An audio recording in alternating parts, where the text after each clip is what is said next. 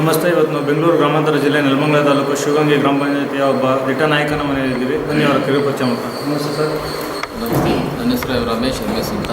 ನಾನು ಈ ನೆಲಮಂಗಲ ತಾಲೂಕಿನ ಬೆಂಗಳೂರು ಗ್ರಾಮಾಂತರ ಜಿಲ್ಲೆ ನೆಲಮಂಗಲ ತಾಲೂಕಿನ ಶಿವಗಂಗೆ ಗ್ರಾಮ ಪಂಚಾಯತಿಯ ಒಬ್ಬ ಸದಸ್ಯನಾಗಿ 3 ವರ್ಷದಿಂದ ಕಾರ್ಯನಿರ್ವಹಿಸ್ತಿದ್ದೀನಿ. ನಾನು ಸುಮಾರು ರಾಜಕೀಯದಲ್ಲಿ 4 ವರ್ಷಗಳ ಕಾಲ ಇದ್ದೀನಿ. ನಮ್ಮ ಪಕ್ಷ BJP ಪಕ್ಷದಲ್ಲಿ ನಾನು ಗುರುತಿಸ್ಕೊಂಡಿದ್ದೆ. ಅದೇ ರೀತಿ ಈ ನೆಲಮಂಗಲ ಕ್ಷೇತ್ರದ ಜನಪ್ರಿಯ ಶಾಸಕರಾಗಿದ್ದು ಮಾಜಿ ಶಾಸಕರು MB ನಾಗರಾಜ್ ಅಂತ ಅವರ ನೆರಳಲ್ಲೇ ನಾವು ಬಂದು ಈ ಒಂದು ನೆಲಮಂಗಲ ಕ್ಷೇತ್ರ ಭಾಳ ಅಭಿವೃದ್ಧಿ ಆಗೋಕ್ಕೆ ಮುಖ್ಯವಾಗಿ ಕಾರಣ ಅವರು. ಎಲ್ಲ ಪ್ರತಿಯೊಂದು ಗ್ರಾಮಗಳಲ್ಲೂ ಗ್ರಾಮ ಪಂಚಾಯತಿಗೂ ಅವರೇ ಮುಖ್ಯವಾಗಿ. ಅದೇ ರೀತಿ ನಮಗೂ ಅಲ್ಪ ಸ್ವಲ್ಪ ಎಲ್ಲರೂ ಸಹ ಸಹಕರಿಸ್ತಾರೆ. ಅಲ್ಪ ಸ್ವಲ್ಪ ಅವರ ಶಾಸಕರ ಅನುದಾನದಿಂದ ಇಡೀ ನಮ್ಮ ಕ್ಷೇತ್ರನ ಅಭಿವೃದ್ಧಿಪಡಿಸಿ ಮತ್ತು ನಮ್ಮ ವಿಶೇಷವಾಗಿ ನೆಲಮಂಗಲ ತಾಲೂಕಿನ ಶಿವಗಂಗೆ ಗ್ರಾಮ ಪಂಚಾಯತಿಗೆ ವಿಶೇಷವಾಗಿ ಅನುದಾನ ತಂದುಕೊಟ್ಟು ಭಾಳ ತುಂಬ ಸುಮಾರು ಕೋಟಿಗಟ್ಟಲೆ ಈ ಸಾರ್ವಜನಿಕ ಕೆಲಸಗಳಲ್ಲಿ ಅವರು ಭಾಗವಹಿಸಿದ್ದಾರೆ ಮತ್ತು ಅದನ್ನು ಅಭಿವೃದ್ಧಿಪಡಿಸಿದ್ದಾರೆ. ನಮ್ಮ ಉದ್ದೇಶ ಮೂಲಭೂತವಾಗಿ ನಮಗೆ ಜನರಿಗೆ ಸೌಕರ್ಯ ಒದಗಿಸ್ಬೇಕು ಅಂತ ನನ್ನ ಉದ್ದೇಶ ಇದೆ. ಅದೇ ರೀತಿ ಇನ್ನೊಂದೇನಪ್ಪ ಅಂದರೆ ಮುಖ್ಯವಾಗಿ ನಮ್ಮ ಇಡೀ ತಾಲೂಕಿನಾದ್ಯಂತ ಬಡತನ ರೇಖೆಗಿಂತ ಕೆಳಗೆ ಮಟ್ಟದಲ್ಲಿ ಜನ ಇದ್ದಾರೆ. ಅವರಿಗೆಲ್ಲ ಸ್ವಲ್ಪ ಆರ್ಥಿಕವಾಗಿ ಮುಂದುವರಿಬೇಕು.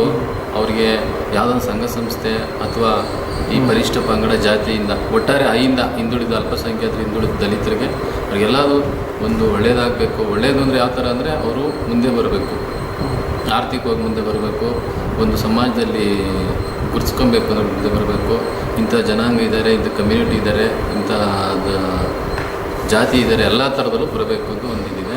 ಅದೇ ರೀತಿ ನಮ್ಮ ಮುಖ್ಯವಾಗಿ ನಮ್ಮ ಉದ್ದೇಶ ಇರೋದು ಅದೇನೆ. ಸರ್, ತಮ್ಮ ರಾಜಕೀಯ ಪ್ರವೇಶ ಯಾವಾಗ? ರಾಜಕೀಯ ಪ್ರವೇಶ ನಾನು ರಾಜಕೀಯ ಪ್ರವೇಶ ಮಾಡಿ 4 ವರ್ಷಗಳಾಗ್ತೀನಿ. ರಾಜಕೀಯದ ಕಡೆ ಒಲವು ಹೇಗೆ ಮೂಡ್ತೀವಿ ಸರ್? ರಾಜಕೀಯದ ಒಲವು ನಮಗೆ ಅದೇ ನಮ್ಮ ಶಾಸಕರಾದ MB ನಾಗರಾಜ್ ಮಾಜಿ ಶಾಸಕರು ಅವರ ಕಡೆಯಿಂದ ನಾವು ರಾಜಕೀಯ. ಸರ್, ನಿಮ್ಮ ವಿದ್ಯಾರ್ಥಿ ನಾನು BA ಮಾಡಿದ್ದೀನಿ ಮತ್ತು ಟೀಚರ್ ಟ್ರೈನಿಂಗ್ ಇನ್ಸ್ಟಿಟ್ಯೂಟ್. ಸರ್, ಅದೇ ಇವಾಗ ಗ್ರಾಮ ಪಂಚಾಯತಿಗೆ ಸ್ಪರ್ಧಿಸ್ಬೇಕಂದ್ರೆ ಸರ್ಕಾರ ಎಷ್ಟೇ ಓದು ಇರಬೇಕು ಅಂತ ರೂಲ್ಸ್ ಮಾಡಿಲ್ಲ. ಕನಿಷ್ಠ ಪಕ್ಷ ಎಷ್ಟು ಓದಿರಬೇಕು ಅನ್ನೋ ಇದು ಮಾಡ್ತೀರಾ ನೀವು? ನಾನು ರಾಜಕೀಯಕ್ಕೆ ಮಿನಿಮಮ್ಮು ಅದರ ವಿದ್ಯಾರ್ಥಿ ಫಿಕ್ಸ್ ಮಾಡಬೇಕು. ಒಂದು ಅಟ್ಲೀಸ್ಟ್ ಈಗ ಗ್ರಾಮೀಣ ಪ್ರದೇಶದೆಲ್ಲ 10ನೇ ತರಗತಿ ಅಂತಾರೆ, SSLC ಈಕ್ವಲ್ಲು ಒಂದು ಜ್ಞಾನಕ್ಕೋಸ್ಕರ ಆದರೂ ಅಕ್ಷರಾಭ್ಯಾಸಕ್ಕಾದರೂ ಸಹಿಯಾಗಿಗೋಸ್ಕರ. ಸರ್, ಮುಂದೆ ನಿಮ್ಮ ಅವಧಿಯಲ್ಲಿ ಇನ್ನೂ 2 ವರ್ಷ ಕಾಲಾವಧಿ ಇದೆ. ಈ ಒಂದು ಅವಧಿಯಲ್ಲಿ ನಿಮ್ಮ ಕ್ಷೇತ್ರದ ಜನತೆಗೆ ಏನೇನು ಮಾಡಬೇಕು ಅಂತ ಹೇಳಿ? ನಮ್ಮ ಕ್ಷೇತ್ರದ ಜನತೆಗೆ ನಾವು ಇರೋದು ನಮ್ಮ ಕ್ಷೇತ್ರದಲ್ಲಿ 4 ಗ್ರಾಮಗಳು ಬರ್ತವೆ. ಗ್ರಾಮದಲ್ಲಿ ಎಲ್ಲ ಊರಲ್ಲೂ ನಮಗೆ ಅಭಿವೃದ್ಧಿ ಆಗಿದೆ. ಸ್ವಲ್ಪ ಕುಡಿಯೋ ನೀರಿನ ಸಮಸ್ಯೆ ಇದೆ ಮತ್ತು ವಿಶೇಷವಾಗಿ ನಾವು ಇದಕ್ಕೆ ಪ್ರಾಮುಖ್ಯತೆ ಕೊಡ್ತಾ ಇದ್ದೀವಿ. ರಾಜಕೀಯದಲ್ಲಿ ನಿಮ್ಮ ಫ್ಯಾಮಿಲಿಯಲ್ಲಿ ಫಸ್ಟ್ ಟೈಮ್ ಮುಂಚೆ ಯಾರಾದರೂ ಭಾಗವಹಿಸಿದ್ರೆ? ಇಲ್ಲ, ಯಾರು ನಮ್ಮ ಫ್ಯಾಮಿಲಿ ನಮ್ಮ ಸಂಬಂಧಗಳಲ್ಲಿ ಯಾರು ನಾವು ರಾಜಕೀಯ ಬಿಟ್ಬಿಟ್ಟು ನೀವು ಸಂಘ ಸಂಸ್ಥೆಯಲ್ಲಿ ನೀವು ಗುರುತಿಸ್ಕೊಂಡಿದ್ದೀರಾ ಸರ್?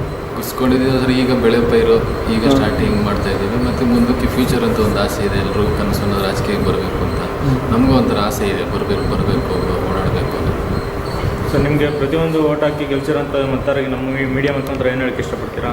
ಪ್ರತಿಯೊಂದು ಮತದಾರರಿಗೂ ನಮ್ಮ ಕ್ಷೇತ್ರ ಆಯ್ಕೆ ಮಾಡಿ ನಾವು ಈ ಕ್ಷೇತ್ರದಲ್ಲಿ ನಾವು ಒಬ್ಬ ಗ್ರಾಮ ಪಂಚಾಯತ್ ಸದಸ್ಯರನ್ನಾಗಿ ಆಯ್ಕೆ ಮಾಡೋಕ್ಕೆ ಎಲ್ಲರೂ ಕೃತಜ್ಞತೆ ತೋರಿಸ್ತಿದ್ವಿ. ನಾವು ಯಾವುದೇ ಕಾರಣಕ್ಕೂ ಅವರಿಗೆ ದ್ರೋಹ ಬಗ್ದಿಲ್ಲ. ಎಲ್ಲರೂ ಪ್ರತಿಯೊಂದು ಸ್ಪಂದಿಸಿದ್ವಿ. ಕಷ್ಟ ಆಗಲಿ, ಸುಖ ಆಗಲಿ, ಮತ್ತೊಂದಿಲ್ಲ, ಸ್ವಾರ್ಥ ಏನಿಲ್ಲ. ಪ್ರತಿಯೊಂದರಲ್ಲೂ ನಾವು ಕೃತಜ್ಞತೆ ಸಲ್ಲಿಸ್ತೀವಿ. ಪ್ರತಿ ಸರಿನೂ ನಾವು ಕೃತಜ್ಞತೆ ಹೇಳ್ತೀವಿ. ಮುಂದೆ TPZPಗೆ ಚಾನ್ಸ್ ಸಿಕ್ಕರೆ ಭಾಗವಹಿಸ್ತೀರಾ ಸರ್? ಅವಕಾಶ ಸಿಕ್ಕರೆ ಖಂಡಿತ ಬಿಡಲ್ಲ. ನಿಮ್ಮ ಕಾಲಾವಧಿ 2 ವರ್ಷದಲ್ಲಿ ಏನೇನು ಕೆಲಸ ಮಾಡ್ತಿದ್ದೀರಾ? ನಮ್ಮ ಕಾಲಾವಧಿಗಳಲ್ಲಿ ಪ್ರತಿಯೊಂದು ಗ್ರಾಮದಲ್ಲೂ 4 ಗ್ರಾಮದಲ್ಲೂ ಸಹ ಕಾಂಕ್ರೀಟ್ ರಸ್ತೆ ಆಗಿದೆ. ಮತ್ತು ಈ ನಮ್ಮ 2 ಗ್ರಾಮದಲ್ಲಿ ಗುರುನಹಳ್ಳಿ, ಗಂಟೆಹೊಸಳ್ಳಿ ಕಡೆ ಸರ್ಕಾರಿ ಬಸ್ ಸೌಲಭ್ಯ ಇರಲಿಲ್ಲ. ನೀರಿನ ಸೌಲಭ್ಯ ಇಲ್ಲ. 2 ಬೋರ್ ಹಾಕ್ಸಿದ್ದೀವಿ. ಎಲ್ಲಕ್ಕೂ ವ್ಯವಸ್ಥೆ ಮಾಡಿಸಿದ್ದೀವಿ. ಎಲ್ಲ ಪ್ರತಿಯೊಂದು ಟ್ಯಾಂಕರ್ ನೀರು ಹೊಡೆದಿದ್ದೀವಿ. ಚರಂಡಿ ವ್ಯವಸ್ಥೆ ಎಲ್ಲ ಸುಲಭವಾಗಿ ಎಲ್ಲ ಕ್ಲೀನ್ ಆಗಿದೆ. ಮತ್ತು ಹೆಚ್ಚಿನ ನಾವು ಗುಣಾತ್ಮಕ ಶಿಕ್ಷಣಕ್ಕೋಸ್ಕರ ಆದ್ಯತೆ ಕೊಟ್ಟಿದ್ದೀವಿ. ಪ್ರತಿಯೊಂದು ಗ್ರಾಮದಲ್ಲೂ ಹೋಗು ಸಹ ನಾನು ಪ್ರತಿ ಸ್ಕೂಲ್ಗೂ ಮಕ್ಕಳನ್ನ ಶಾಲೆಗೆ ಕಳಿಸಿದ್ಬಿಟ್ಟು ನಾನೊಂದು ವಿಶೇಷವಾಗಿ ಅದನ್ನು ಒಂದು ರಿಸರ್ವೇಷನ್ ಮಾಡಿಸ್ಬಿಟ್ಟಿದ್ದೀನಿ. ಪ್ರತಿಯೊಬ್ಬರು ಶಾಲೆಗೆ ಕಳಿಸ್ಬೇಕು. ಗ್ರಾಮೀಣ ಪ್ರದೇಶದಲ್ಲಿ ಯಾರು ಶಾಲೆಗೆ ಯಾವುದೇ ಕಾರಣಕ್ಕೆ ಖಂಡಿತವಾಗ್ಲೂ ಜಾಸ್ತಿ ವಿದ್ಯಾರ್ಥಿ ಆದ್ಯತೆ ಕೊಡ್ತಿದ್ದೀವಿ ಸರ್. ಖಂಡಿತ ಕೊಟ್ಟಿದ್ದೀವಿ. ನಿಮ್ಮ ಇನ್ನೂ 2 ವರ್ಷ ಕಾಲ ಇದೆ. ಇನ್ನೂ ಏನೇನು ಕೆಲಸ ಮಾಡೋಕ್ಕಂತ ಪ್ಲ್ಯಾನ್ ಹಾಕೊಂಡಿದ್ದೀರಾ ಸರ್? ನಮ್ಮ ಮುಂದಿನ ಕಾಲಾವಧಿಯಲ್ಲಿ ನಮ್ಮ ಎಲ್ಲ ಕ್ಷೇತ್ರದಲ್ಲೂ ಮುಖ್ಯವಾಗಿ ನಾವು ಕುಡಿಯೋ ನೀರಿನ ಸಮಸ್ಯೆ ಇದೆ. ಹಾಗೆ ಹಿಂದುಳಿದವರಿಗೆ ನಾವು ಸಹಾಯ ಮಾಡಬೇಕು ಅಂತಿದ್ದೀವಿ. ಮಾಡಬೇಕು. ಮತ್ತು ರೀತಿ ಶಿಕ್ಷಣಕ್ಕೆ ಇನ್ನೂ ಒತ್ತು ಕೊಡಬೇಕು. ಶಿಕ್ಷಣಕ್ಕೆ ಜಾಸ್ತಿ ಒತ್ತು ಕೊಡ್ತೀರ? ಅದು ಈಗಿನ ಸಮಯ ಮೇನ್ ಬೇಕಿರೋದಲ್ವಾ ಸರ್? ಮೇನ್ ಬೇಕಿರೋದೇ ಇದೆ. ಅದಕ್ಕೋಸ್ಕರ ನಾವು ಶಿಕ್ಷಣಕ್ಕೆ ಒತ್ತು ಕೊಡಬೇಕು ಅಂದ್ಕೊಂಡಿದ್ದೀವಿ. ಅದೇ ರೀತಿ ನಮ್ಮ ಕುಡಿಯೋ ನೀರಿನ ಸಮಸ್ಯೆ ಜನರಿಗೆ ಆರೋಗ್ಯ ದೃಷ್ಟಿಯಲ್ಲಿ ಆರೋಗ್ಯ ಇಲಾಖೆಯಿಂದ ಪ್ರತಿಯೊಂದು ಗ್ರಾಮಕ್ಕೂ ಭೇಟಿ ಕೊಟ್ಟು ಆರೋಗ್ಯ ನೈರ್ಮಲ್ಯ ಸ್ಥಾಪನೆ ಮಾಡಿದ್ದಾರೆ. ಅದರಲ್ಲಿ ಎಲ್ಲ ಗ್ರಾಮಸ್ಥರು ಭಾಗವಹಿಸಿ ಅದನ್ನು ಪರ್ ಮಂತು ಪ್ರತಿ ತಿಂಗಳಲ್ಲಿ ಭಾಗವಹಿಸಿ ಮೀಟಿಂಗ್ ಕರೆದು ಗ್ರಾಮ ನೈರ್ಮಲ್ಯ ಸ್ವಚ್ಛತೆಯಲ್ಲಿ ಪಾಲ್ಗೊಳ್ತೀವಿ. ಅದೇ ರೀತಿ ಅದನ್ನು ಹಂಗೆ ಮುಂದುವರ್ಸ್ಕೊಂಡು ಹೋಗಬೇಕು ಅಂತ ಒಂದೊಂದಿದೆ. ಆಮೇಲೆ ತಿರ್ಗಾ ಈ ನಮ್ಮ ಗ್ರಾಮೀಣ ಪ್ರದೇಶದಲ್ಲಿ ಮುಖ್ಯವಾಗಿ ಇದು ವೃದ್ಧರಿದ್ದಾರೆ, ವಿಧವಾಯಿತರಿದ್ದಾರೆ, ಅವರಿಗೆಲ್ಲ ವೃದ್ಧಾಪ್ಯ ಯೋಜನೆ ಎಲ್ಲರಿಗೂ ಸೌಲಭ್ಯ ಅನುಕೂಲ ಆಗಿದೆ. ಇನ್ಯಾರು ಹೊಸವಾಗಿ ಏನೇನು ಹೋಗುತ್ತೋ ಅದನ್ನು ನಾವು ಮಾಡಬೇಕು ಅಂತ ನಾವು ಅಂದ್ಕೊಂಡಿದ್ದೀವಿ. ಮುಂದೆ TPZP ಭಾಗವಹಿಸಲಿ ಅಂತ ನಿಮ್ಮ ರಾಜಕೀಯ ಜೀವನಿಗೆ ಚೆನ್ನಾಗಿರಲಿ ಅಂತ 2 ಮಾತು ಮುಗಿಸ್ತಿದ್ದೀವಿ ಸರ್. ಓಕೆ.